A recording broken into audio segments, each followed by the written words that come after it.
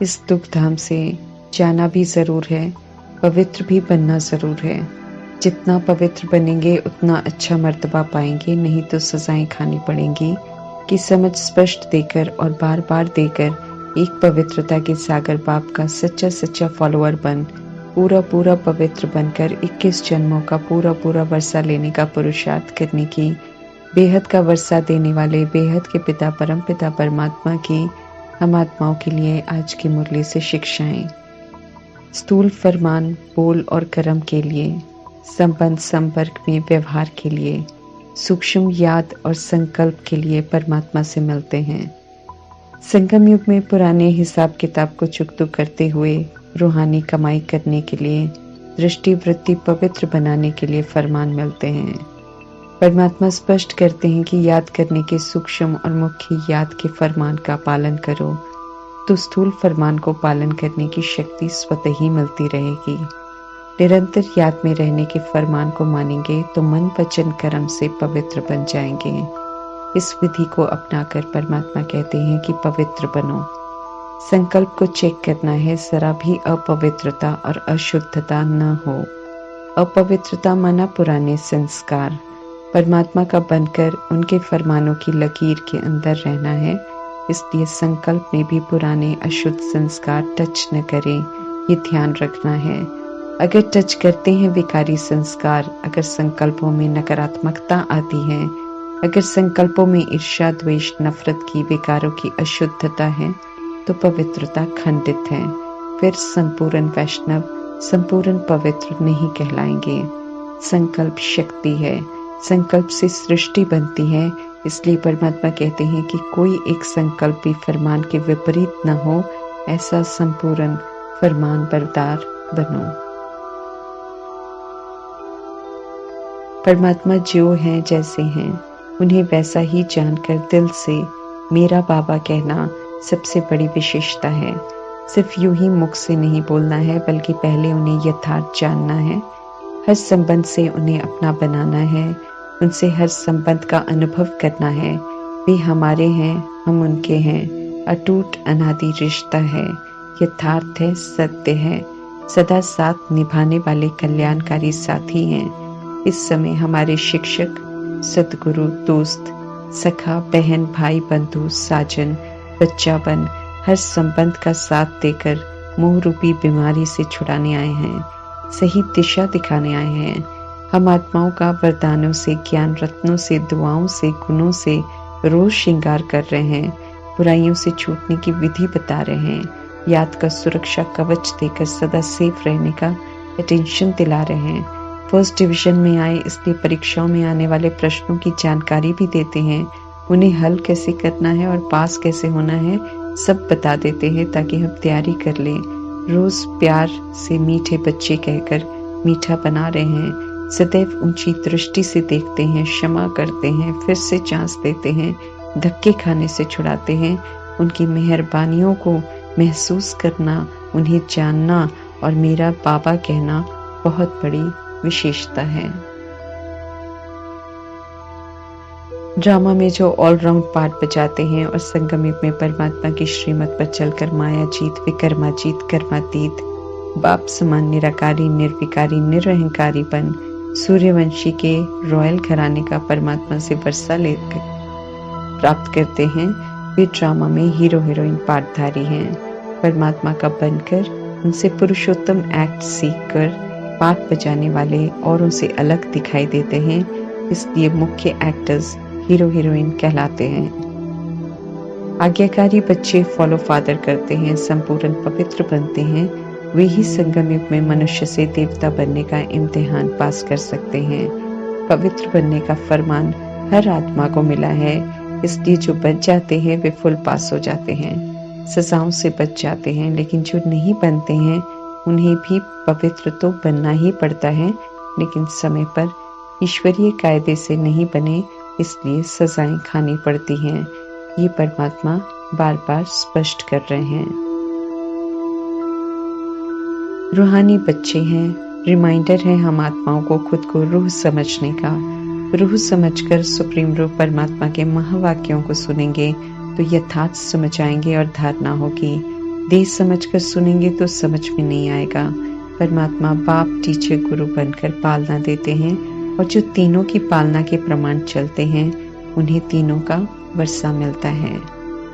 परमात्मा चैतन्य बीज रूप है, सत चित आनंद स्वरूप है, ज्ञान के सागर हैं। भक्ति में भी महिमा करते हैं लेकिन जानते नहीं हैं। अभी इस अविनाशी पुरुषोत्तम संगम युग में परमात्मा सृष्टि रूपी ड्रामा की नॉलेज देते हैं और नॉलेज गुण शक्तियों से संपन्न बन जाते हैं। जो बनते हैं उन्हें अविनाशी प्रारब्ध मिलती है।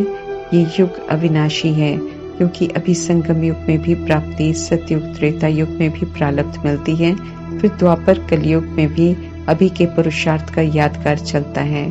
परमात्मा की शिक्षाओं द्वारा जो पुरुषोत्तम बनते हैं वे मनुष्य सृष्टि रूपी ड्रामा में ऊंच मर्तबा प्राप्त करते हैं और राज्य करते हैं ऊंचते ऊंच भारत में।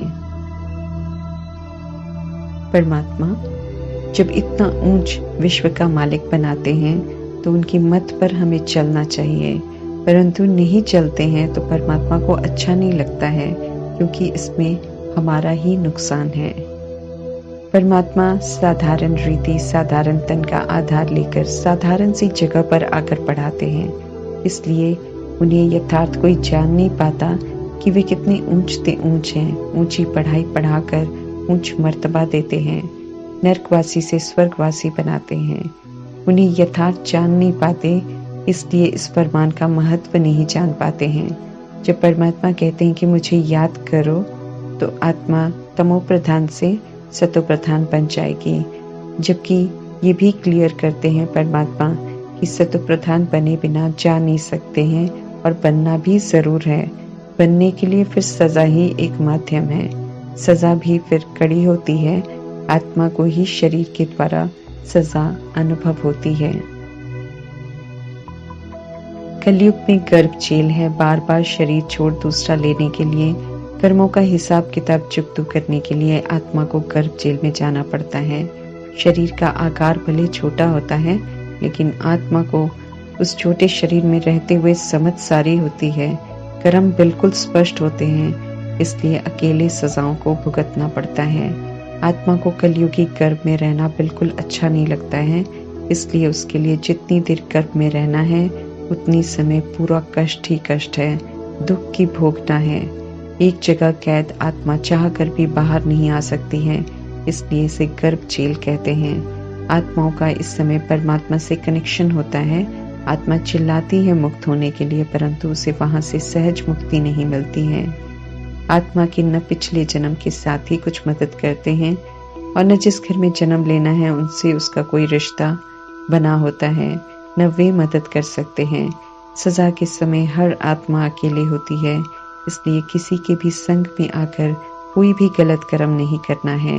हर वो कर्म गलत है जो परमात्मा की श्रीमत से विपरीत है और सजा दिलाने वाला है। आज 63 जन्मों के पापों का बोझा इतना ज्यादा है क्योंकि जितनी बार आत्मा गर्भ जेल में जाती है उतनी बार परमात्मा से वायदा करती है कि फिर विकारों का पाप नहीं करेगी, परंतु जेल से मुक्त होने के बाद फिर से वही पाप करती है और हर बार ज्यादा पाप करती है क्योंकि दिन पर दिन विकार बढ़ते जाते हैं। परमात्मा से झूठ बोलना आत्मा को बोझिल आत्मा बना देता है। अभी परमात्मा से पुनः समझ मिल रही है कि विकारों का पाप नहीं करना है। जो श्रीमत पर चलेंगे, पवित्र बनेंगे, सभी से हिसाब चुकता कर लेंगे, वे गर्भ जेल में नहीं जाएंगे। अभी के पवित्रता के संस्कार अनुसार स्वर्ग में आत्माएं गर्भ महल में जाती हैं।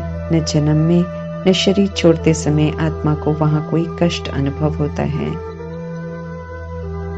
अपनी ही कर्मेंद्रियां जब विकारोवश आत्मा से उल्टे कर्म कराती हैं, तब रावण राज्य कहलाता है।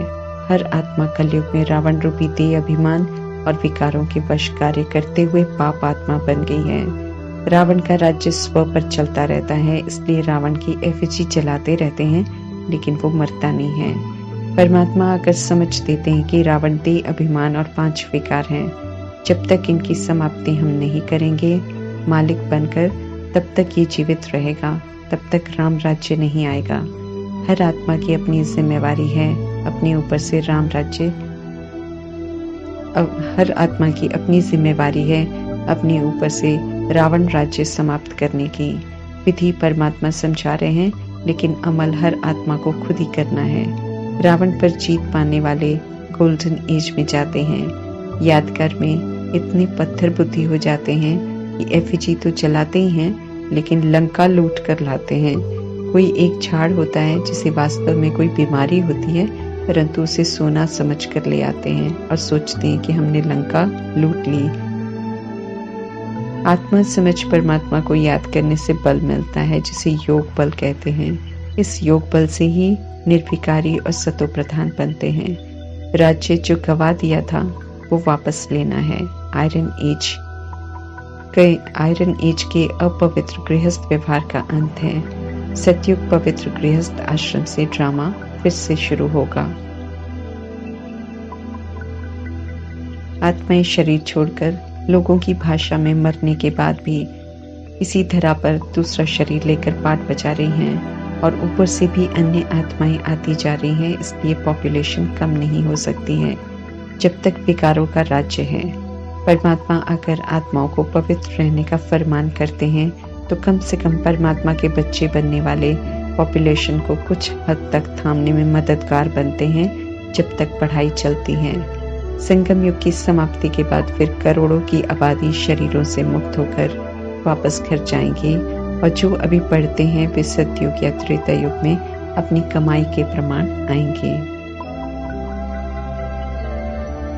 शरीरों को खत्म करने के लिए और करोड़ों शरीरों का सफाया करने के लिए नेचुरल कैलामिटीज मदद करती हैं। यूरोपवासी यादव साइंस घमंडी आत्माएं बॉम्ब्स द्वारा विनाश करने का कार्य करते हैं। भारतवासी में सभी परमात्मा से विपरीत बुद्धि कौरव बन जाते हैं। उन कौरवों से जो आत्माएं परमात्मा को पहचान कर उनकी श्रीमत पर चलती हैं, उन्हें पांडव का टाइटल मिलता है। आत्माएं वास्तव में भाई भाई हैं, एक पिता की संतान हैं, एक ही घर परम धाम की रहने वाली हैं। इस स्मृति से भले कोई कैसा भी पाठ बजा रहा हो, लेकिन अपनी आंखों को भाई भाई की दृष्टि से सिविल बनाना है। भाई भाई की वृत्ति से शुभ भावना, शुभकामना रखनी है। आत्मिक भाव से सभी के लिए कल्याणकारी भावना रख सिर्फ और सिर्फ सुखदायी कर्म करने हैं। सभी को रूहानी सुख के वाइब्रेशन देकर उनकी भी दृष्टि को बदलना है। ईश्वरीय कार्य में पांडवों को मददगार बनना है। स्व परिवर्तन से विश्व परिवर्तन करना है। रूहानी योग अभी परमात्मा सिखा रहे हैं। इस याद की दौड़ में जो पहले संपूर्ण स्थिति तक पहुंच जाते हैं वे फर्स्ट प्राइज लेते हैं। स्वदर्शन चक्रधारी ब्राह्मण कुलभूषण का टाइटल उन्हें मिलता है जो नॉलेज को प्रैक्टिकल में धारण करते हैं, स्व का अनादि आदि दर्शन कर फिर से सतोगुणी और सतोप्रधान बनते हैं। वे ब्राह्मण कुल का श्रृंगार बनते हैं और नाम रोशन करते हैं। संपूर्णता को टाइटल मिलता है। जब तक हम सब बन रहे हैं तब तक टाइटल नहीं मिलते, क्योंकि परमात्मा कहते हैं अवस्था सबकी बदलती रहती है और कई आत्माएं ऐसी होती हैं जो छोड़कर भी चले जाते हैं। दंत कथाएं एक दूसरे से सुन सुनाकर बनी हुई कथाएं हैं, कनरस हैं, इसलिए उनमें कोई सच्चाई नहीं है। कृष्ण सतयुगी सतोप्रधान प्रिंस हैं, उन्हें कोई सर्प नहीं डसता है, लेकिन कृष्ण की आत्मा जब 2500 वर्षों में 20 बार एक शरीर छोड़ दूसरा ले लेती है और द्वापर युग में विस्मृत हो जाती है तो देह के भान में आ जाती है, और देह अभिमान और विकार जब हावी होते हैं तो आत्मा पवित्र से अपवित्र बनना शुरू करती है, जिसके लिए कह देते हैं कि सर्प ने डसा। वास्तव में देह के अभिमान और विकार को सर्प कहते हैं, जो अगर आ जाए तो आत्मा को काला कर देता है। इस सर्प से परमात्मा सावधान करते हैं और दैहिक दृष्टि से परहेज करने को कहते हैं।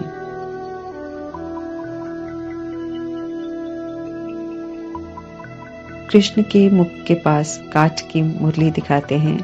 यादगार है संगम युग का, जब परमात्मा कृष्ण की आत्मा के अंतिम साधारण शरीर के मुख का आधार लेकर ज्ञान मुरली सुनाते हैं, और कृष्ण की आत्मा को परमात्मा की मुरली से बहुत प्यार है, इसलिए यादगार में सदा अपने साथ रखते हैं। काठ की मुरली को ज्ञान की मुरली का मंथन कर माखन निकालते हैं और सभी को सहज कर समझाते हैं। यादगार में फिर स्थूल माखन के प्रेमी के रूप में कृष्ण को दिखाते हैं। उलझी हुई दंत कथाओं का यथार्थ अर्थ बताकर परमात्मा हर बात को सुलझाते हैं। एम ऑब्जेक्ट सभी को मिलती है कि जैसे प्रजापिता ब्रह्मा और मातेश्वरी परमात्मा से ज्ञान प्राप्त कर ज्ञान को धारण कर ज्ञान ज्ञानेश्वरी बने, फिर भविष्य में राज राजेश्वरी बने, ऐसे हर आत्मा बने। मनुष्य से देवता बनना ईश्वरीय यूनिवर्सिटी का उद्देश्य है। स्वयं परमात्मा ऐसा बनना सिखा रहे हैं। पढ़ाने वाले परमात्मा के कहे अनुसार चलेंगे तो परमात्मा मनुष्य से देवता बना ही देंगे, ये यकीन दिलाते हैं परमात्मा। संपूर्ण बनने तक कर्म भोग आते रहेंगे। इसलिए जब परमात्मा ब्रह्मा मुख का आधार लेकर ज्ञान सुनाते थे तो ब्रह्मा भी ज्ञान सुनते थे। कभी खांसी आती तो परमात्मा ये उस समय क्लियर कर देते थे कि ये खांसी आना ब्रह्मा का अपना कर्म भोग है। परमात्मा इन चीजों से बिल्कुल परे रहते हैं। उनके शरीर रूपी रथ का आधार जरूर लेते हैं, लेकिन जब कर्म भोग होता था तो प्रजापिता ब्रह्मा को चुप तो करना पड़ता था। कर्म की भोगना में परमात्मा साथ नहीं देते हैं। जो किया उसका भुगतान करना फिक्स्ड है ड्रामा में। याद से उसकी तीव्रता को कम कर सकते हैं। अभी सारे हिसाब किताब चुकतो कर आगे चल, ever healthy, ever wealthy, ever happy बनेंगे अगर अभी हम परमात्मा की श्रीमत पर चलते हैं तो। आत्मा जब अपवित्र बनती है फिर औरों के आगे झुकती है। परमात्मा निराकार है, कहते हैं उनके पांव नहीं, तो यहाँ झुकने का कोई सवाल ही नहीं उठता है। बल्कि परमात्मा कहते हैं पुनः पवित्र और पूजनीय बनो।